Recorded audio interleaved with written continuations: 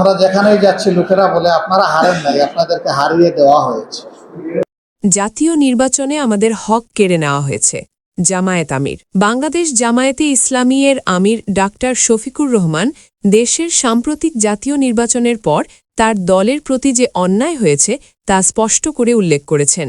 শুক্রবার ২৭ ফেব্রুয়ারি সিলেট জেলার আয়োজিত উপজেলা শুরা ও কর্মপরিষদ সদস্যদের শিক্ষা শিবিরে প্রধান অতিথির বক্তব্যে তিনি বলেন, সর্বশেষ জাতীয় নির্বাচনে আমাদের হক কেড়ে নেওয়া হয়েছে, এটি দেশের সকলের সামনে পরিষ্কার। তিনি আরও বলেন, এই পরিস্থিতি সংসদীয় রাজনীতিতে জামায়াতের প্রথম বড় অর্জনকে প্রমাণ করেছে।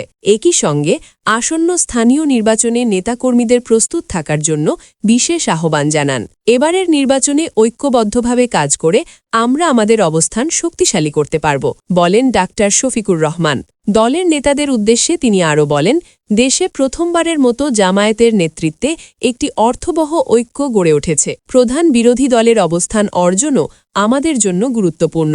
ভবিষ্যতে সম্মিলিত শক্তির বিরুদ্ধে ঐক্যবদ্ধভাবে লড়াই চালিয়ে যেতে হবে। শিক্ষা শিবিরে দেশের বিভিন্ন উপজেলার নেতাকর্মীরা অংশগ্রহণ করেন। সেখানে অনুষ্ঠিত হয় প্রশিক্ষণমূলক আলোচনা, মতবিনিময় ও দিক নির্দেশনামূলক বক্তব্য, যা দলীয় কর্মকাণ্ডকে আরও গতিশীল করতে সহায়ক হবে। শিবিরের আয়োজকরা আশা প্রকাশ করেছেন, এই প্রক্রিয়ার মাধ্যমে দলের নেতাকর্মীরা নিজেদের দায়িত্ব এবং ভবিষ্যৎ পরিকল্পনা আরও স্পষ্টভাবে বুঝতে সক্ষম হবেন।